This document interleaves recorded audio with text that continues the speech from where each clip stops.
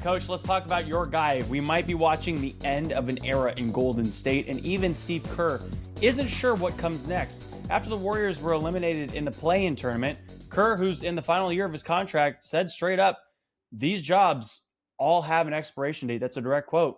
This is a coach who's gone 604 and 353 with 4 titles and 6 finals appearances. But now after missing the playoffs 4 times in 7 years, is it time for a reset?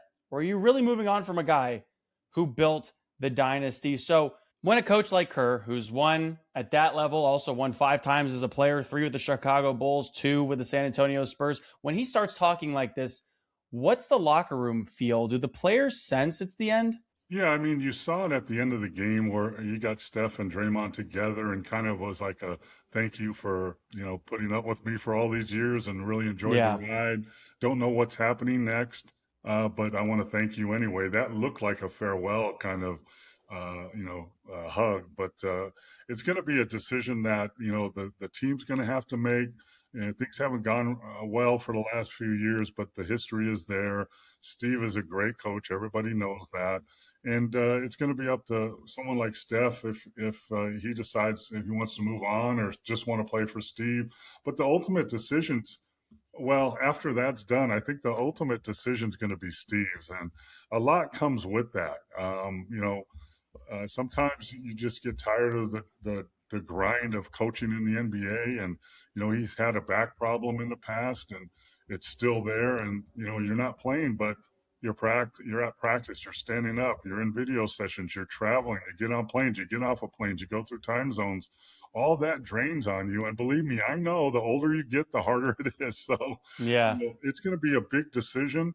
And they'll have to make it pretty soon, because the draft's coming up, free agency is coming up. So if they want to make moves to bring in players that they want to make moves for, they have to make this decision first. When he talked about expiration dates, from your perspective, how real is that in today's NBA with messaging and leadership? You always say you're hired to be fired as a coach. What do you think? That's the coaching profession. Professional coaching is that you're hired to be fired.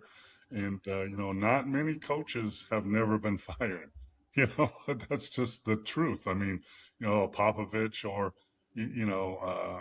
it just doesn't happen very much, no matter what happens. Phil Jackson was let go. I mean, come on, man. So, yeah.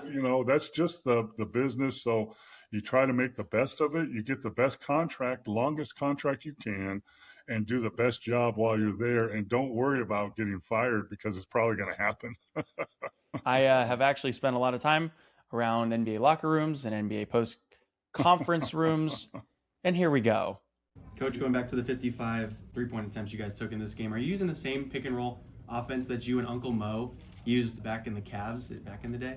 Oh my gosh, who put you up to that? Paul Mokeski. Paul Mokeski. Yeah. We used to run a lot of the pick and pop stuff. Anytime you can put 2 of the slowest guys in the league together in a pick and pop, it's almost impossible to stop. So, awesome. Yeah, the Kerr Mokeski pick and roll. I think they're still talking about it in Cleveland, actually. He's still talking about it. I'm sure he is. Your guy.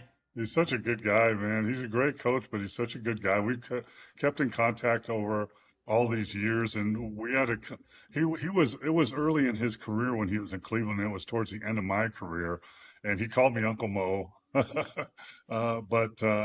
We just had a great connection, and he's a down-to-earth guy. A lot of coaches that I know that I played with, played for, they kind of goes to their head and they lose, the contacts and don't respect people that they saw on the way up. Steve Kerr is not that guy. He remembers, and he's a really good friend. And no matter what he chooses, he's going to be successful at what he does, even if it's just relaxing on the beach in San Diego. And he Steve Kerr and the Golden State Warriors. He answered your question. He answered my question. That's my guy, Steve Kerr, just like you, Coach. And you'll be back with me for the next segment of Basketball, Past, Present, and Future.